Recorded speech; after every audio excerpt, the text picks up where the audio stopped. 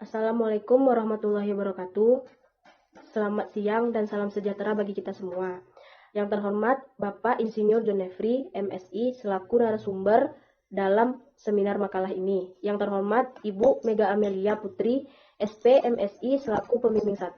Dan yang terhormat Ibu Arna Yulis, SSI MSI, selaku pembimbing 2. Perkenalkan, nama saya Anatasya Rahima, NIM 1725421124.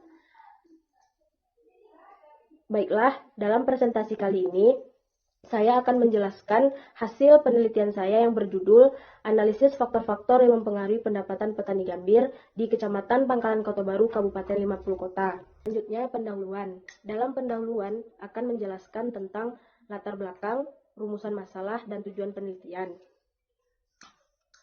Yang pertama, latar belakang. Kabupaten 50 Kota merupakan sentra penghasil gambir terbanyak di Sumatera Barat, salah satunya di Kecamatan Pangkalan Kotobaru.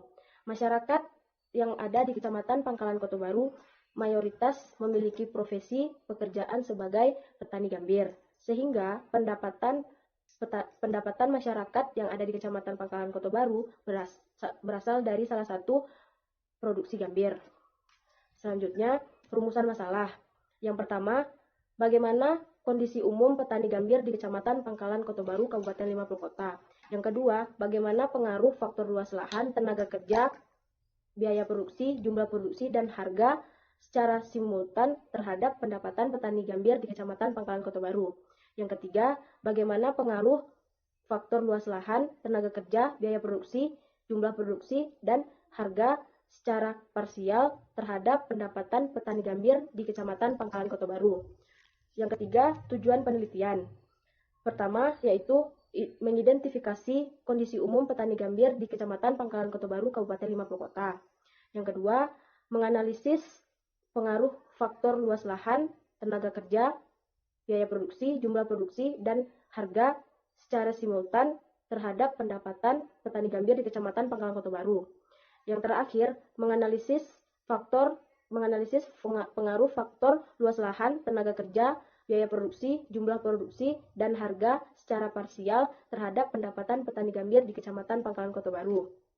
Selanjutnya, metode penelitian. Yang pertama, waktu dan tempat penelitian. Penelitian ini dilakukan pada bulan Maret sampai bulan April tahun 2021.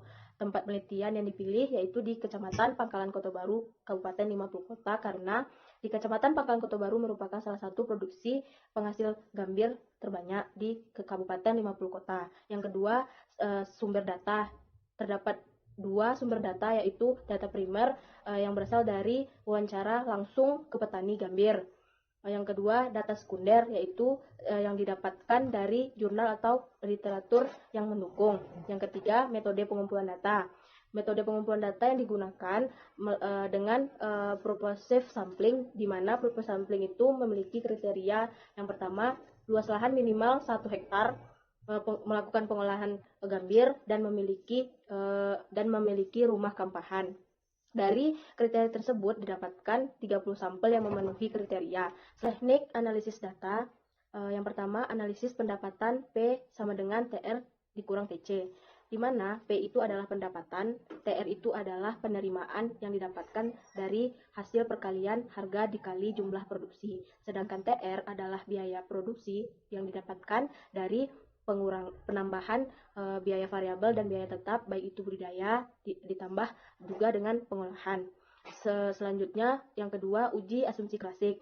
Ada 4 uji yang ada di asumsi klasik. Yang pertama, uji normalitas. Yang kedua, uji multikolenialitas. Yang kedua, uji heteroskedastisitas. Yang terakhir, ada uji autokorelasi. Selanjutnya, analisis regresi linear berganda. Selanjutnya, uji statistik. Uji statistik ini ada 3. Yang pertama, uji F, uji T, dan uji koefisien determinasi. Selanjutnya, hasil dan pembahasan. Dari penelitian ini didapatkan hasil analisis pendapatannya berjumlah 16.240.142 per tahun. Pendapatan ini didapatkan dari hasil pengurangan rata-rata penerimaan dikurang rata-rata biaya produksi, di mana rata-rata penerimaan dengan nilai 71.527.667 dikurang rata-rata biaya produksi 55.281.525, maka didapatkanlah pendapatannya 16.240.142 per tahun. Selanjutnya, uji normalitas. Berdasarkan hasil output yang telah didapatkan, dapat kita lihat di grafik tersebut bahwa data menyebar di antara garis diagonal. Maka disimpulkan model regresi memenuhi asumsi normalitas. Selanjutnya, uji multikolinearitas, di mana dapat kita lihat dari tabel yang sudah ada. Uji multikolinearitas ini kita melihatnya dari tabel toleran dan juga tabel FIF, di mana nilai FIF itu harus besar dari 10 dan toleran harus kecil. Selanjutnya, uji multikolinearitas, di mana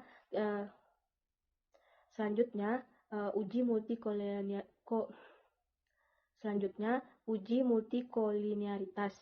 Dari tabel yang telah didapatkan, uji multikolinearitas ini kita melihat dari nilai FIF dan juga nilai toleran.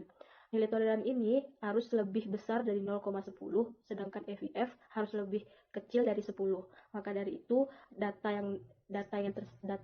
atau variabel seperti luas lahan, tenaga kerja, biaya produksi, jumlah produksi, dan juga harga tidak terjadi multikolinearitas. Selanjutnya, uji heteroskedastisitas, di mana data menyebar di atas dan di bawah angka 0 pada sumbu Y. Hal ini berarti variabel luas lahan, tenaga kerja, jumlah produksi, biaya produksi, dan harga tidak terjadi heteroskedastisitas. Selanjutnya, uji autokorelasi. Berdasarkan uji autokorelasi dapat kita melihat melalui nilai Durbin-Wilson sebesar 1,883. Nilai ini lebih besar dari 1,69726 dan lebih kecil dari 2,167, yang artinya variabel tidak terjadi autokorelasi. Baik, selanjutnya analisis regresi linear berganda. Dari tabel yang telah saya berikan, dapat disimpulkan bahwa nilai koefisien regresi berganda ada 3 yang berpengaruh terhadap pendapatan dan 2 lagi tidak berpengaruh terhadap pendapatan, di mana yang berpengaruh itu adalah tenaga kerja, biaya produksi, dan jumlah produksi. F hitung ada 2,60, F tabel ada 27,903, T tabel 206,390, dan R square-nya 82,3 atau 82,3%. Selanjutnya, hasil regresi linear berganda. Berdasarkan hasil perhitungan analisis regresi linear berganda diperoleh persamaan sebagai berikut. Y sama dengan min 5395021,9338 ditambah 767083.1,992 ditambah 161884,668 dikurang 0,84 ditambah 38785,777 ditambah 1029,288, di mana nilai konstantanya atau Y adalah pendapatan itu min. Artinya, besar pendapatan petani gambir di Kecamatan Pangkalan Kota Baru pada saat luas lahan, tenaga kerja, biaya produksi, jumlah produksi, dan harga sama dengan 0. Sedangkan nilai koefisien regresi luas lahan itu bernilai positif, artinya adalah itu nilai regresi luas lahan bernilai positif, artinya apabila luas lahan petani bertambah 1 hektar, maka akan menyebabkan penambahan pendapatan dengan nilai 7670.831 dengan asumsi tenaga kerja, biaya produksi, jumlah produksi, dan harga dianggap konstan. Selanjutnya, nilai koefisien tenaga kerja yang bernilai positif, artinya jika bertambahnya produktivitas tenaga kerja yang digunakan oleh petani gambir, maka akan menambah pendapatan menjadi 1618846,684 dengan asumsi luas lahan, biaya produksi, jumlah produksi, dan harga dianggap konstan. Selanjutnya, nilai koefisien biaya tenaga kerja yaitu min 0,64. Artinya, jika biaya produksi bertambah Rp1 akan menyebabkan penurunan terhadap pendapatan dengan asumsi luas lahan, tenaga kerja, jumlah produksi, dan harga dianggap konstan.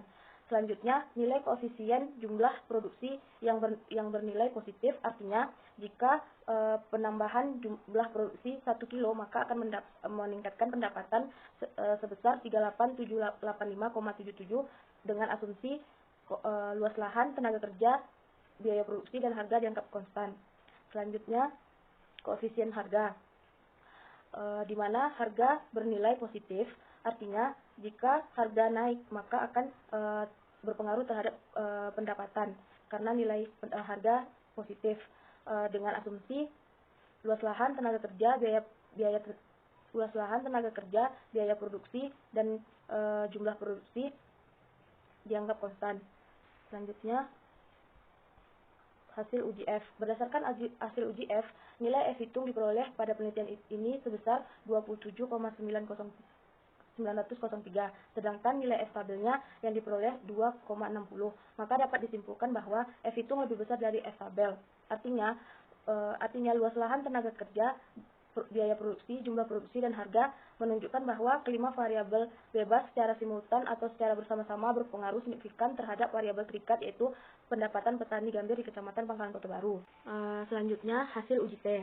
Hasil uji T ini kita melihat melalui nilai T hitung lebih besar daripada T tabel. Variabel pertama, luas lahan. Luas lahan ini memiliki hasil dari uji T hitungnya lebih kecil daripada T tabel, atau nilai signifikansinya lebih besar daripada 0,05, sehingga variabel luas lahan tidak berpengaruh terhadap pendapatan petani gambir. Hal ini disebabkan berdasarkan observasi yang telah dilakukan peneliti, jika penambahan 1 hektar atau penambahan luas lahan, maka akan mengakibatkan biaya produksi yang makin tinggi, sehingga akan berdampak terhadap pendapatan. Hal ini sejalan dengan penelitian Mirdawati tahun 2013. Mirdawati meneliti tentang komoditi kentang di daerah Aceh. Mirdawati menyatakan bahwa untuk meningkatkan meningkatkan pendapatan, maka akan seharusnya meningkatkan produksi, belum memperluas areal tanaman. Yang selanjutnya, variabel tenaga kerja. Variabel tenaga kerja ini memiliki T hitung lebih besar daripada T tabel, atau nilai signifikannya lebih kecil daripada 0,05.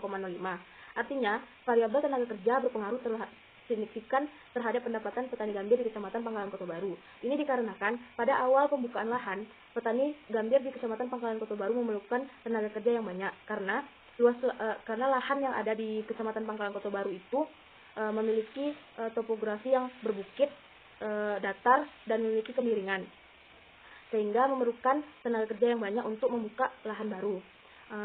Selanjutnya, biaya produksi. Biaya produksi ini memiliki nilai yaitu T hitungnya lebih besar daripada T tabel, atau nilai signifikannya lebih kecil daripada 0,05. Artinya biaya produksi ini berpengaruh terhadap pendapatan. Hal ini disebabkan oleh biaya produksi pada saat melakukan usaha tani gambir itu memiliki banyak biaya pada saat pengolahan, di mana alat-alat yang digunakan itu memiliki harga yang cukup tinggi, dan juga pada saat pembukaan lahan, tenaga kerja yang dibutuhkan juga banyak, dan upah yang diberikan rata-rata 100.000, dan hari kerja pun begitu banyak, atau bisa sampai seminggu atau 2 minggu, sehingga itu berdampak terhadap pendapatan petani gambir. Selanjutnya, jumlah produksi. Jumlah produksi ini memiliki nilai T hitungnya lebih besar daripada T tabel. Artinya, atau bisa melihat dari nilai signifikansi, yaitu lebih kecil daripada 0,05. Artinya, jumlah produksi petani gambir berpengaruh terhadap pendapatan petani gambir di Kecamatan Pangkalan Kota Baru. Jika jika jumlah produksi itu meningkat 1 kilo, maka akan berdampak terhadap pendapatan yang akan meningkat juga. Selanjutnya, harga. Variabel harga memiliki nilai T hitungnya lebih kecil daripada T tabel, atau nilai signifikansinya lebih besar daripada 0,05. Hal ini berarti variabel harga tidak berpengaruh signifikan terhadap pendapatan petani gambir di Kecamatan Pangkalan Kota Baru, dikarenakan pada saat observasi penelitian mendapatkan harga di saat sekarang ini tidak di harga normal. 2 tahun terakhir harga 1 kilo gambir itu mencapai 50.000 sampai 100.000 per kilo. Namun pada saat di tahun ini, tahun 2021, harga gambir 1 kilonya sekitaran 30-25 ribu. Maka itu menyebabkan harga tidak berpengaruh terhadap pendapatan petani gambir. Selanjutnya, uji koefisien determinasi atau R-square. Hasil dari R-square menunjukkan bahwa nilainya 0,82. 0,823, artinya pengaruh yang terjadi 82,3% bisa dijelaskan karena pengaruh variabel luas lahan, tenaga kerja, biaya produksi, jumlah produksi, dan harga. Sedangkan 17,7% dipengaruhi oleh variabel lain. Selanjutnya, kesimpulan. Berdasarkan hasil analisis data yang dilakukan dan pembahasan, maka dapat diperoleh kesimpulan yang pertama, petani gambir di Kecamatan Pangkalan Kota Baru rata-rata memiliki luas lahan 0,6 hektar dengan produksi rata-rata 1,367 kilo per tahunnya, dengan memiliki harga jual rata-rata 26.533 per kilo. Yang kedua, variabel yang mempengaruhi pendapatan petani gambir secara simultan yaitu luas lahan, tenaga kerja, biaya produksi, jumlah produksi, dan harga. Sedangkan yang ketiga, variabel yang mempengaruhi pendapatan secara parsial yaitu tenaga kerja, biaya produksi, dan jumlah produksi. Sedangkan luas lahan dan harga tidak berpengaruh signifikan.